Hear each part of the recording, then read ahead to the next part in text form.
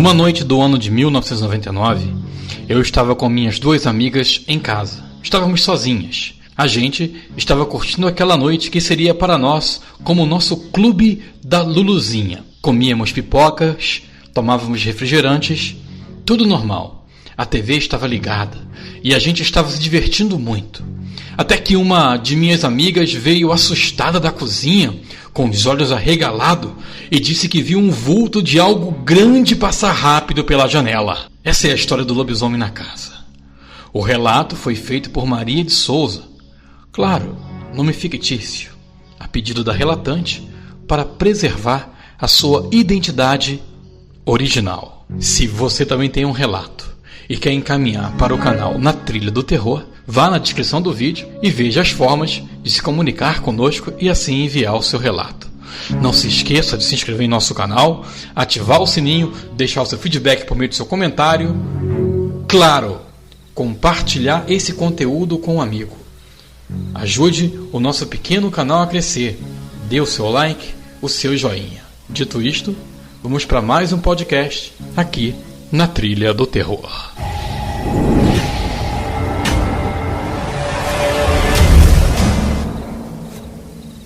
Era quase meia-noite quando minha amiga veio assustada da cozinha. Ela disse que viu um vulto grande passar em frente à janela. E por causa da cortina, segundo ela, não conseguiu ver com clareza o que era. Mas ela disse que passou muito rápido. A gente levou tudo na brincadeira. Ainda dissemos que ela era uma medrosa e poderia estar vendo coisas. No entanto, ela afirmou que viu algo passar pela janela. Nós continuamos vendo TV e continuamos também, claro, a nos divertir. A gente ria, dava altas gargalhadas. Nosso encontro de meninas estava indo super bem. Estávamos só em casa, só era a gente. Os meus pais tinham ido passar o final de semana fora. Os meus irmãos foram para casa de amigos. A noite era só nossa. Assim pensava eu. Então, em dado momento, todas nós ouvimos um barulho estranho lá fora. Mas mesmo assim, não demos bola. Continuamos a brincar, a conversar, a se divertir, como se nada estivesse acontecendo. Poderia ser o vento ou qualquer outra coisa. A gente não ia deixar nada estragar a nossa noite. Assim pensava eu. Só que do nada, ouvimos um bater muito forte na janela, como se algo quisesse entrar, forçando-a para dentro no intuito de fazê-la quebrar. Agora sim, ficamos assustadas. No entanto, ficamos mais assustadas ainda quando fomos olhar na câmera e vimos um bicho estranho, grande, peludo e muito robusto. Ficamos muito temerosas. E mais uma vez aquela criatura fez mais uma investida contra a janela. Nós ficamos horrorizadas, mas no temor do nosso espanto, mesmo assim, ainda conseguimos segurar o grito. A gente não queria que ele tivesse a certeza que estávamos lá dentro. É claro que pelo nosso barulho anterior, das risadas, das gargalhadas, ele já sabia que estávamos ali. Aquele bicho era inteligente. Ele também tentou forçar a porta. Percebendo que não tinha sucesso nas tentativas, a criatura buscou outra estratégia. Aquele ser monstruoso começou a escalar as paredes pro lado de fora da casa. Ele subiu no telhado e lá de cima começou a uivar. Nesse momento chamei as minhas amigas e corremos para o porão embaixo da casa. Tranquei a porta e ficamos lá embaixo, quietas. A casa inteira estava trancada, mas ele estava quase entrando pelo telhado. Ele forçava com força, rosnava, fazia barulhos estarrecedores. Então, depois de quase uma hora insistindo, a gente escutou o barulho quando ele pulou dentro da casa. É claro que parte de uma área do telhado caiu com ele e certamente veio abaixo. Dentro da casa, a gente escutava ele quebrando as coisas.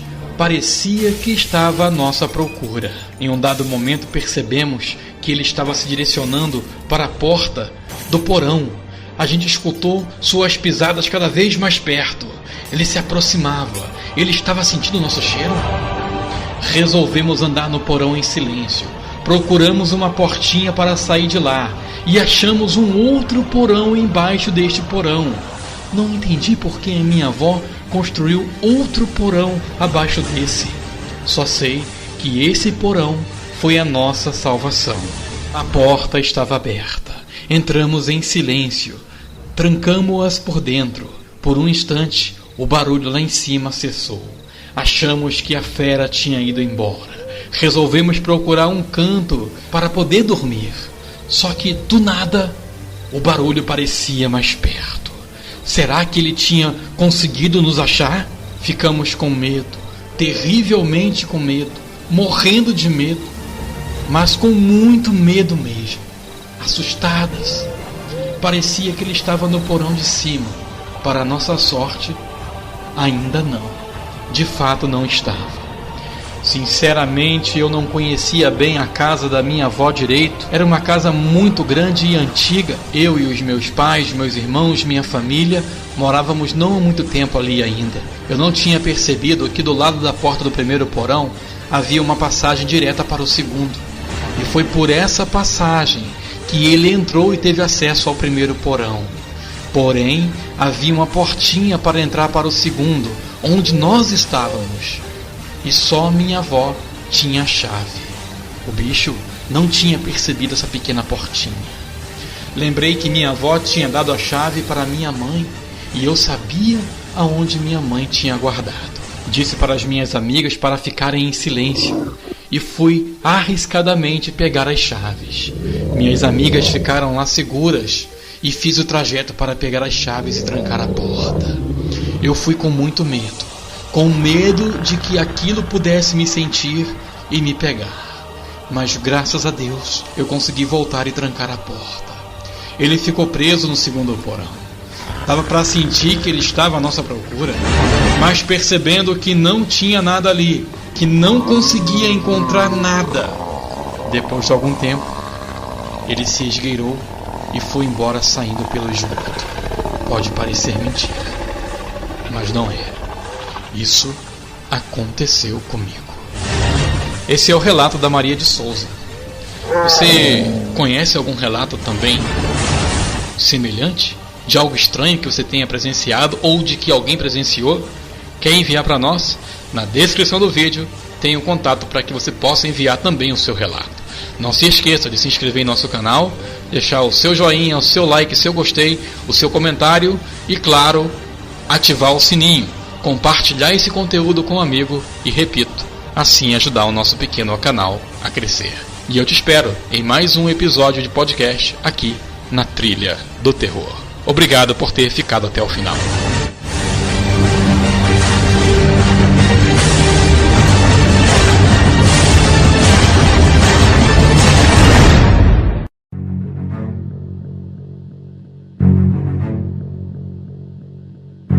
Estados Unidos, ano de 1954. John tirou férias do trabalho e, antes de pegar a estrada e encarar uma longa viagem para visitar seus pais, parou em uma lanchonete para usar o banheiro e comprar comida. John também queria comer algo no local, mas, ao entrar no estabelecimento, todas as mesas estavam ocupadas. Então, ele se sentou em um dos bancos junto ao balcão. Enquanto se alimentava e devorava um enorme hambúrguer, John não pôde deixar de reparar nas pessoas que ali estavam. As mesas estavam ocupadas por famílias, jovens e idosos. Em uma mesa mais afastada em especial, havia um rapaz um tanto quanto cabisbaixo, apenas tomando sopa. Essa é a história de John. O relato foi publicado originalmente no site Contos de Halloween, adaptado aqui para o canal Na Trilha do Terror. Essa é a parte 1. Antes de adentrarmos no podcast, não se esqueça de ajudar o nosso pequeno canal a crescer, deixando o seu like, seu joinha, o seu gostei e, claro, o seu feedback por meio do seu comentário, compartilhando esse conteúdo com seus amigos, se inscreva no canal, ative o sininho, ajude o nosso pequeno canal a crescer. Dito isto, vamos para mais um podcast aqui na Trilha do Terror.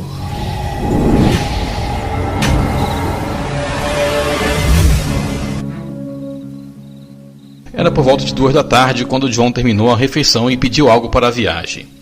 Enquanto aguardava, ele foi ao banheiro e, ao voltar, o lanche já estava pronto.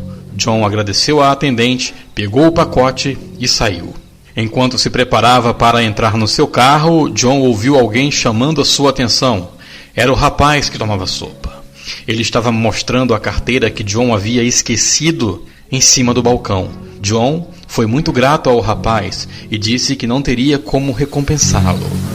O jovem, no entanto, falou que havia uma forma de John o recompensar, se apenas desse a ele uma carona. Assim, já estariam quites. O rapaz se chamava Sam.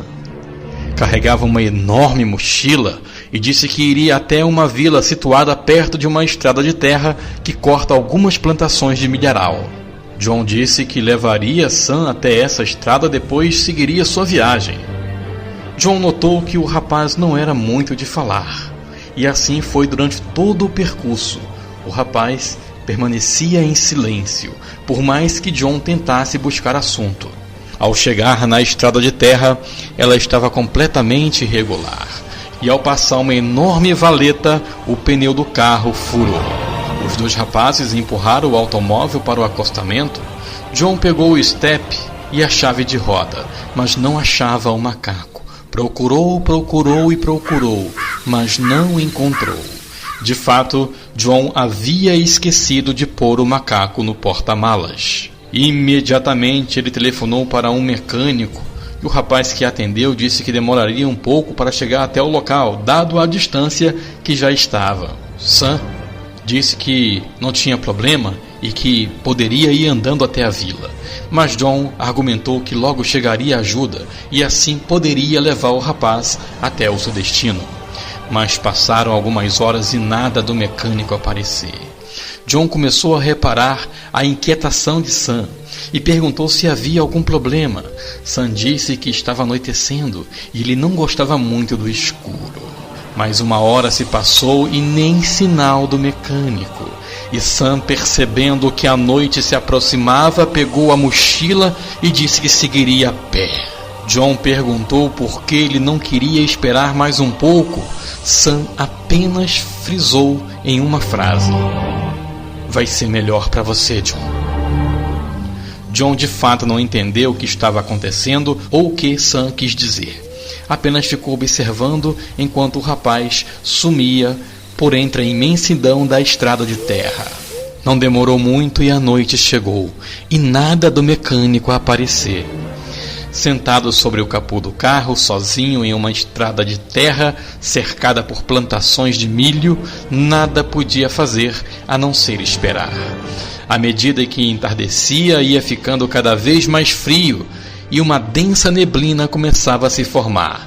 Já ficando cansado, John entrou no carro, ligou o rádio, encostou a cabeça no banco e passou a cochilar. Já era quase meia-noite. Já passava da meia-noite. Sem saber o quanto tempo já havia se passado, John foi acordado por um estranho barulho vindo do meio da plantação. John olhou para o lado, olhou para o outro, para todos os lados, mas não viu nada. Alguns segundos depois, John tornou a ouvir o mesmo som. Era como se um animal de porte de um tigre andasse por meio do milharal. O que seria aquele barulho? Que animal se escondia no milharal? Será que esse animal havia devorado Sam? Que seria esse bicho ou esta fera? Não perca o próximo episódio desse podcast, aqui na Trilha do Terror.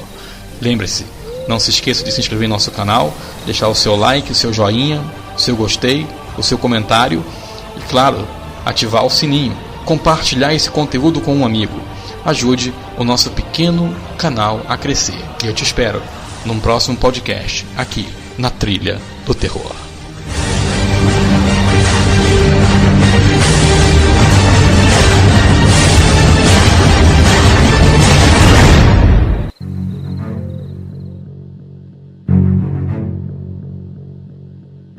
Sem saber o quanto tempo se passou, John foi acordado por um barulho estranho vindo do meio do milharal.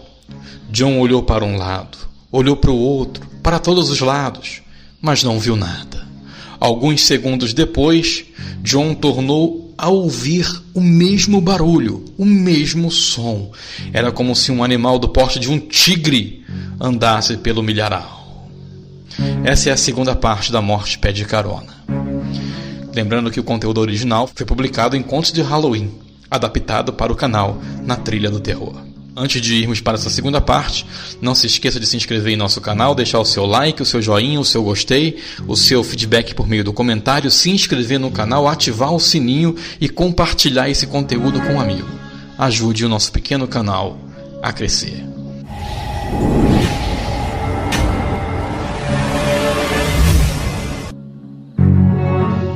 Muito assustado com todo aquele barulho e alvoroço, John resolveu ficar em pleno silêncio. Ele desligou o rádio do carro, fechou as janelas e um silêncio total pairava.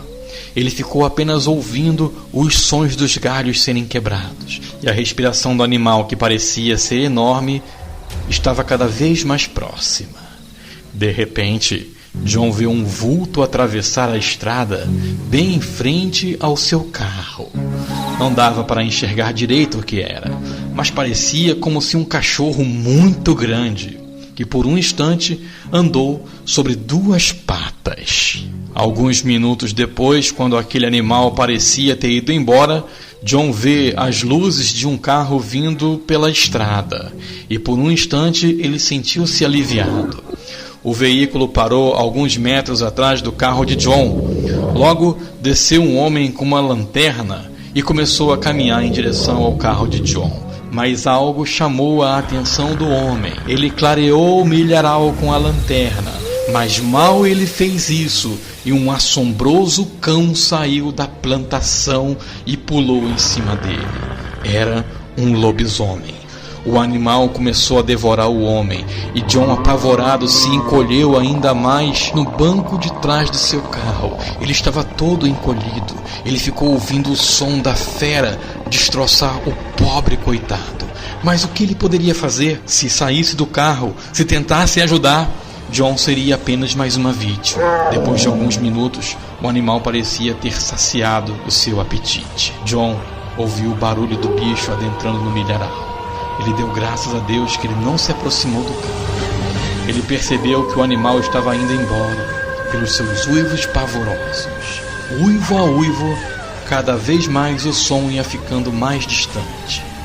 John passou o resto da noite encolhido no banco de trás do carro, sem se mexer, sem respirar, controlando a respiração ofegante de medo que saía por suas narinas. John estava apavorado. Só pela manhã, ao ver o raiar do sol, John saiu do carro e encontrou o cadáver desmontado do homem. O homem era o mecânico que ele havia chamado. John, de imediato, telefonou para a polícia, que logo chegou ao local e encontrou a terrível cena. Os policiais estranharam a história, mas acharam impossível que John tivesse feito aquilo ao homem. John também contou sobre Sam, e só depois de procurar muito encontraram uma barraca bem no meio da plantação. John reconheceu a mochila e também as roupas rasgadas que os policiais encontraram a poucos metros da barraca. Eram todas de Sam. Os policiais ajudaram John com a troca do pneu e disseram que continuariam procurando por Sam. John foi embora. Ele pôde visitar seus pais com uma terrível história para poder contar. E você? Já ouviu algo semelhante? Você tem algum relato tenebroso para compartilhar conosco? Clica aqui na descrição do vídeo, ache o nosso e-mail, entre em contato conosco e envie também o seu relato para ser narrado aqui na Trilha do Terror. Não se esqueça de deixar o seu feedback por meio do comentário, seu like, seu joinha, seu gostei e, claro, compartilhar esse conteúdo com um amigo. Se inscreva em nosso canal, ative o sininho e nos ajude a crescer. E eu te espero num próximo podcast, aqui na Trilha do Terror.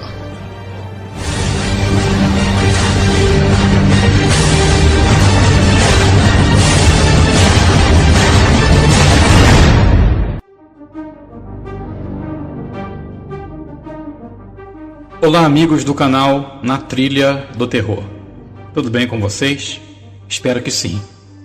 Bem, o meu nome é Lara e vou contar para vocês uma experiência que vivi quando ainda era criança, junto com os meus amigos. Tudo aconteceu numa cidade do interior do estado do Rio de Janeiro. Os nomes dos personagens eu vou trocar por questão de privacidade, mas o relato que vou contar para vocês agora é totalmente verdade.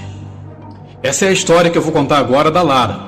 Ela encaminhou para a gente o relato dela por meio do e-mail. O e-mail está na descrição do vídeo.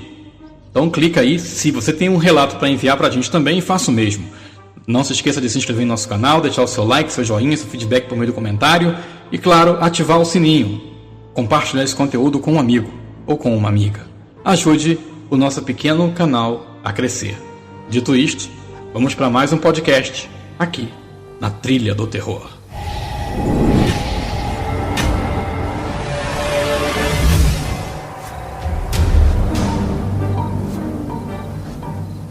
Quando eu era criança, lá pelos anos 90, eu morava num quintal enorme. Esse quintal era dividido em duas partes, e a parte dos fundos era um grande e belo pomar, cheio de bichos. Meus pais construíram várias casas para alugar, e no fundo do quintal havia criação de animais, hortas, tudo para nós mesmos.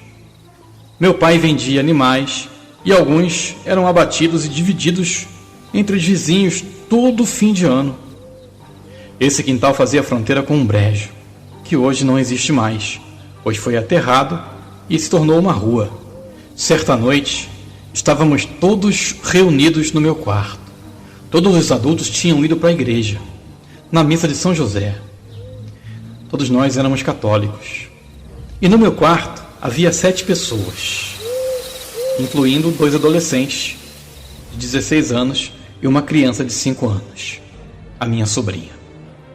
E como sempre, estávamos nos divertindo muito, brincando, zoando, dando altas gargalhadas. A gente era zoada e zoados pelos mais velhos, a Cris e o Franklin, que estavam de babá naquele dia. Então, em um dado momento, a gente ouviu passos do lado de fora da casa. E eram passos pesados. E esses passos se direcionavam para o corredor de trás da casa, para onde ficava a janela do meu quarto.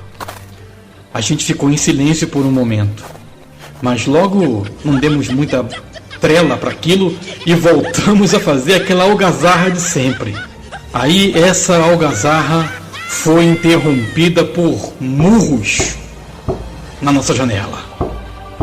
Alguém estava tentando entrar e derrubar a nossa janela. Dava murros atrás de murros. Eram socos tão fortes que a gente começou a gritar.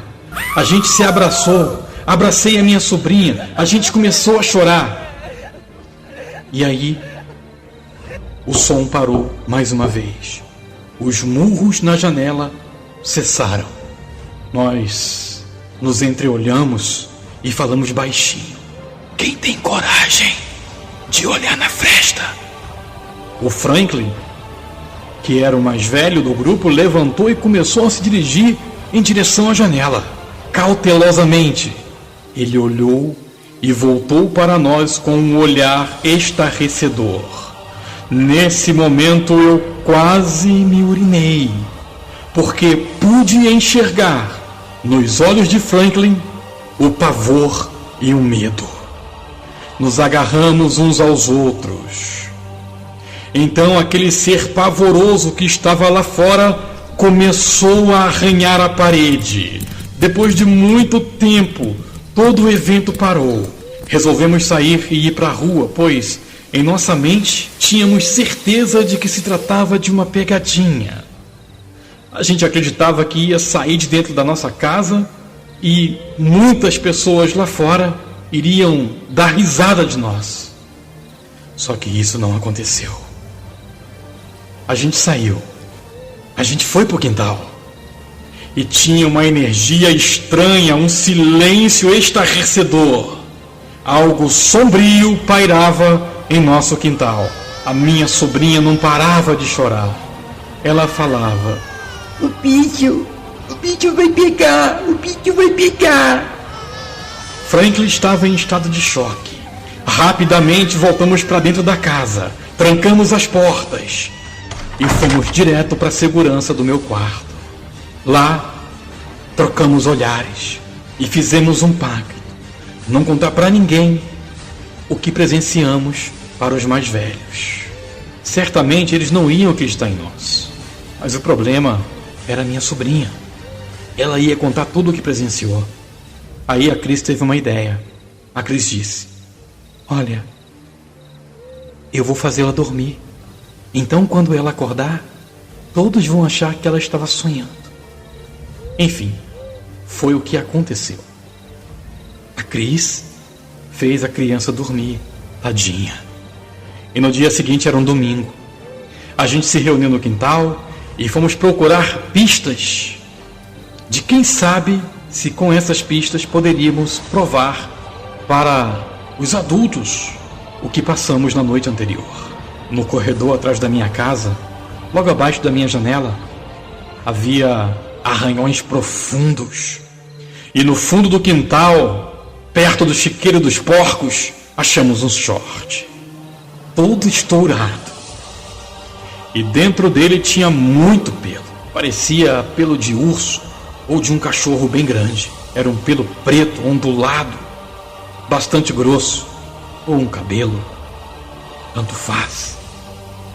Foi aí que o Franklin disse, trêmulo: esse short é do Zaqueu, cara.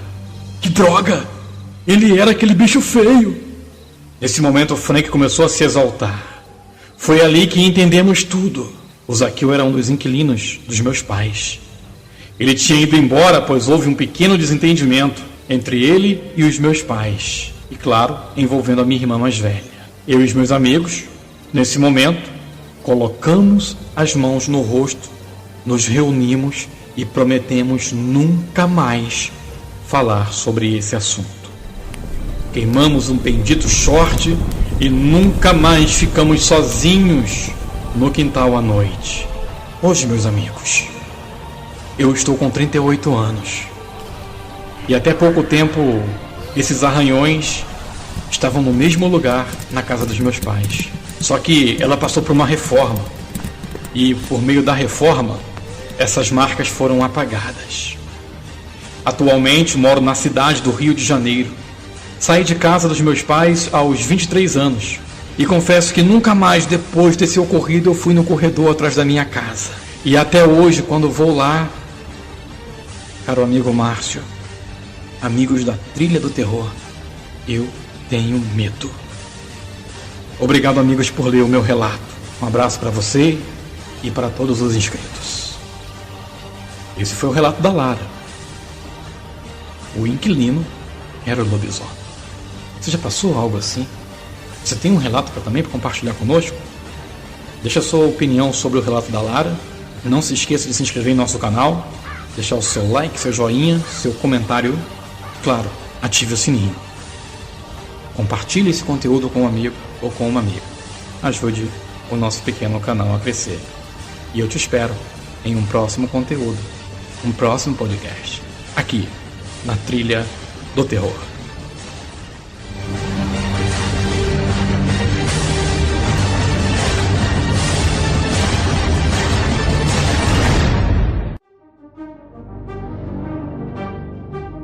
Hoje nós vamos contar a história por forma de podcast sobre a suposta carta, uma carta muito assustadora que uma freira possuída no ano de 1676 poderia ter recebido do próprio Lúcifer e que finalmente ela foi traduzida. Mas antes de a gente ir para o conteúdo em si, não se esqueça de se inscrever, deixando o seu feedback por meio do comentário, o seu joinha. E claro, compartilhe com seus amigos, nos seus grupos, os nossos podcasts. Dito isto, vem comigo.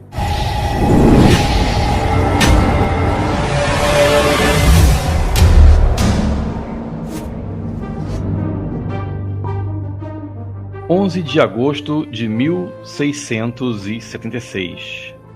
uma freira de aproximadamente 31 anos, foi encontrada jogada no chão de seus aposentos no convento de Palma de Montechiaro, na Sicília, com o rosto sujo de tinta e segurando uma carta com uma mistura de símbolos e letras um tanto quanto incompreensíveis. Ela afirmou e afirmava ter sido possuída por Satã.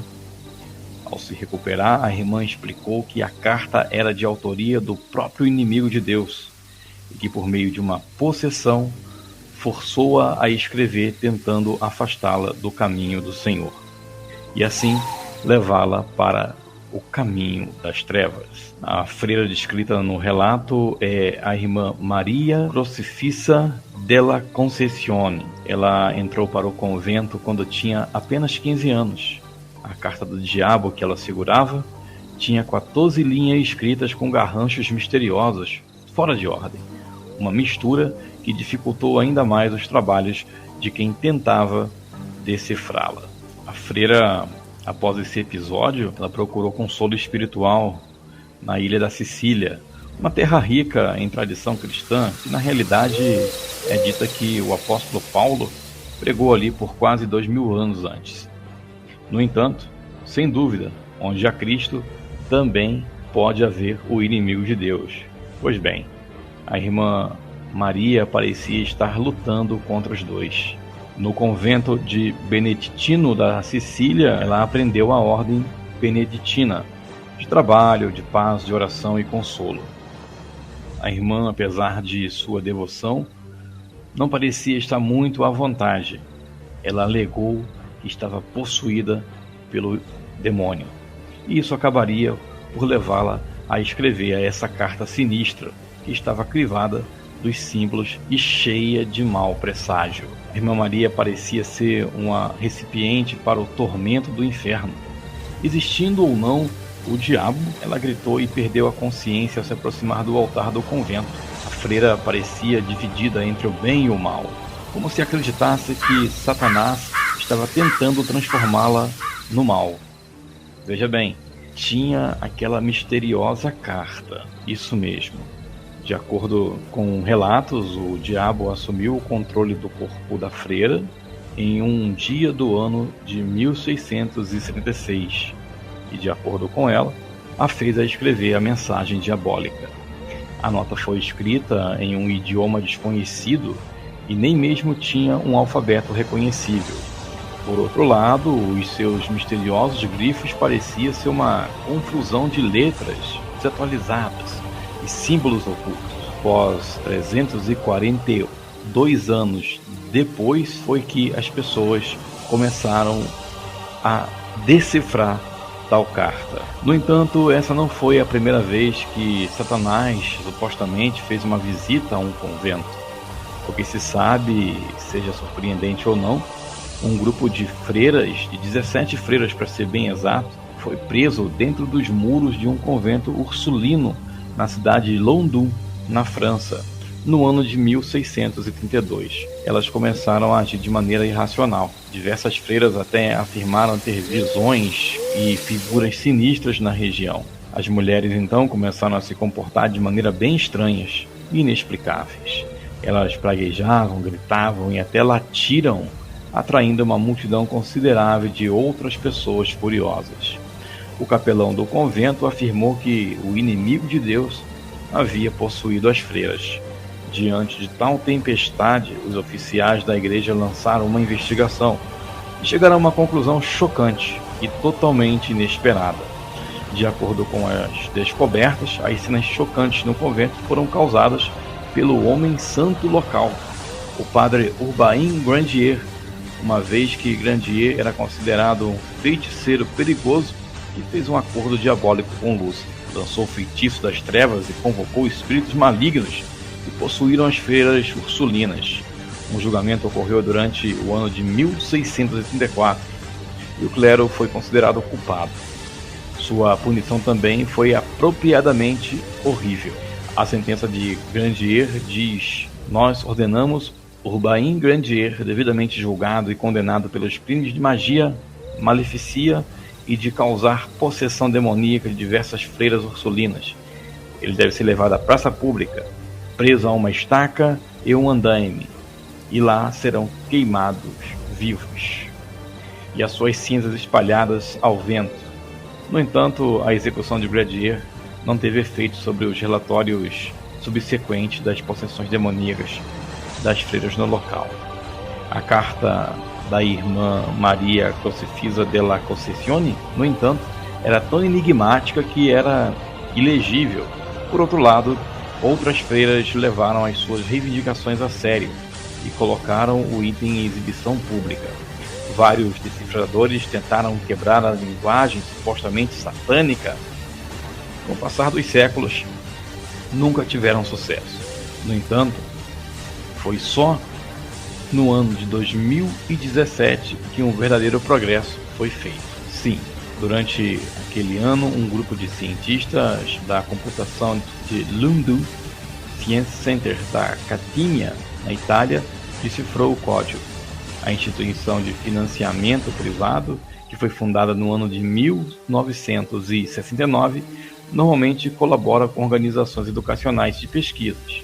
Nesse caso, no entanto, o grupo visitou alguns locais sombrios em nome de descobrir a verdade por trás da carta. Na realidade, foi apenas com a ajuda de um poderoso e altamente controlado programa de descriptografia que os cientistas conseguiram decifrar a carta da irmã Maria. Os governos usam esses softwares e ele não parece estar amplamente disponível, só para equipes especiais.